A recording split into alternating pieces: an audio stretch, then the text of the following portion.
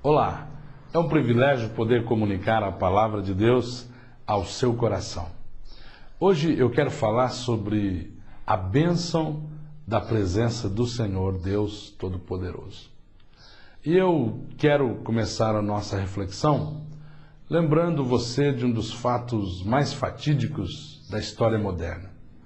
Todos nós presenciamos pela televisão, alguns até conseguiram pegar parte do evento que estou me referindo ao vivo, o atentado de 2 de setembro de 2001, quando 2 aviões governados por terroristas fazem com que as 2 grandes torres gêmeas de Nova York caiam por terra.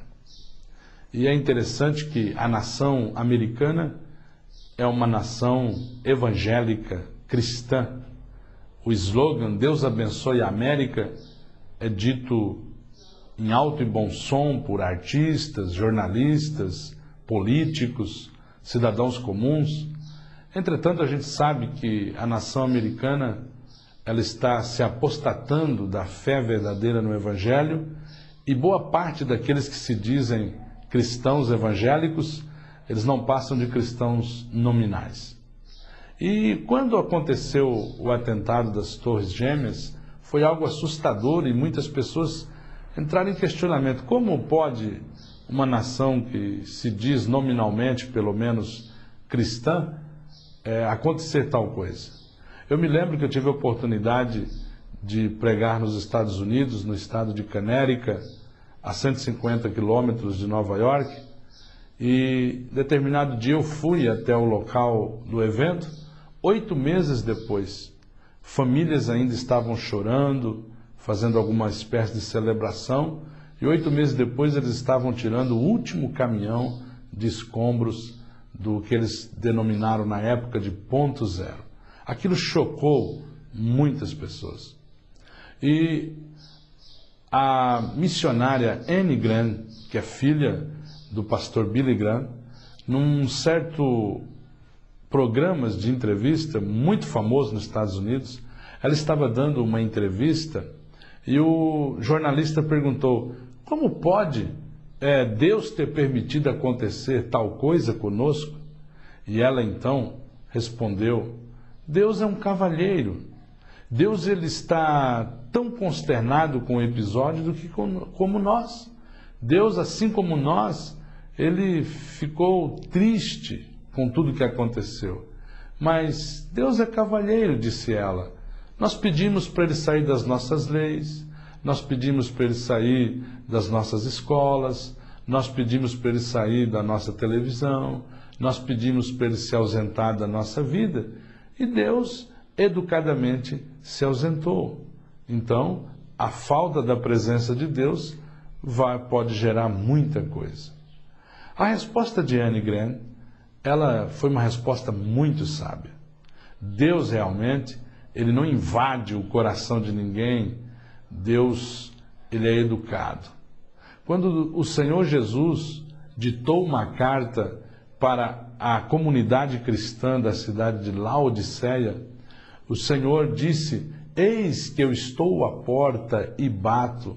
Se alguém ouvir a minha voz e abrir a porta do seu coração, entrarei em sua casa e cearei com ele e ele comigo.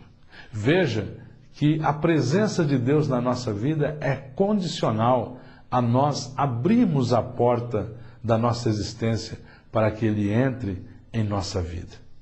E eu quero dizer a você que a presença de Deus na vida da gente, ela produz coisas maravilhosas.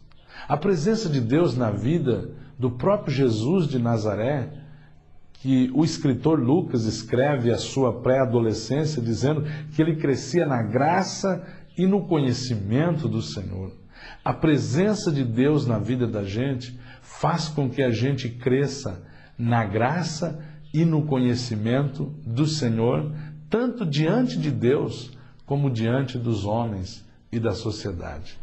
Uma segunda bênção que a presença de Deus pode nos trazer é que nós vencemos as frustrações da vida, as adversidades da existência, os percalços do meio do caminho, os casos fortuitos que nós não temos controle, as adversidades que querem atrapalhar e nos tornar fracos e nos tornar realmente pessoas complexadas. Um dos personagens bíblicos que mais nos chama a atenção é José do Egito. Em alguns momentos da narrativa do Gênesis, diz que o Senhor era com ele. O Senhor era com ele. Quando ele teve sonhos na sua adolescência, o Senhor era com ele. Quando ele foi levado cativo, quando ele foi jogado num poço pelos seus irmãos que estavam com inveja dele, a Bíblia diz que o Senhor era com ele. Quando ele foi levado como escravo, como objeto para trabalhar na casa de um oficial do exército egípcio chamado Potifar, a Bíblia diz que o Senhor era com ele. A Bíblia diz que tudo que ele colocava a mão prosperava, porque o Senhor era com ele. Mas ele foi acusado de tentativa de estupro e ele foi jogado no cárcere, mas a Bíblia diz que ainda assim, lá no cárcere, o Senhor era com ele. Determinado dia, Faraó teve um sonho e lembraram de que ele tinha dom de Deus para interpretações e o retiraram do cárcere e levaram à presença de Faraó e ele interpretou o sonho e ali se tornou ministro do planejamento, a segunda pessoa do reino dos reis Ixos no Antigo Egito, porque o Senhor era com ele. Em determinado momento, quando o seu pai morre, os seus irmãos agora percebem que ele pode se vingar. E ele não faz, ele diz, olha, vocês bem tentaram mal contra mim, me vendendo para o Egito, mas isso tudo estava debaixo da soberania de Deus, Deus era comigo e Deus me usou para salvar a nossa família, a nossa nação e todo mundo da época, porque o Senhor era com ele. Deus quer fazer-se presente também à sua vida. O Senhor Jesus, ele nos promete, o Santo Evangelho de Jesus Cristo, segundo escreveu João no capítulo 14 e no versículo 23, se alguém me ama, guardará a minha palavra, e eu e meu Pai viremos a ele e faremos nele morada. Deus quer fazer-se presente à sua vida. Com a presença de Deus na sua vida, você vai ter uma vida plena. Com a presença de Deus na sua vida, você vai ser como José.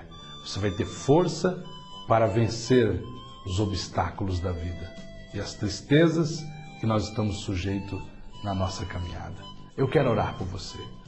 Pai, em nome de Jesus Cristo, eu entro na sua presença e eu quero te pedir agora que o nosso telespectador, essa telespectadora, seja tocado por esta palavra e que a presença do Senhor seja desejada por esta pessoa, que ele tenha vontade e desejo de abrir o seu coração para ti, Senhor, porque a tua palavra diz que o Senhor bate a porta do nosso coração, esperando que nós a abramos para ti e tu faças morada em nossa vida. Que esta pessoa que me assiste possa permitir que o Senhor faça morada na sua vida, em o nome de Jesus. Amém. Que Deus abençoe a sua vida, em nome de Jesus. A paz do Senhor.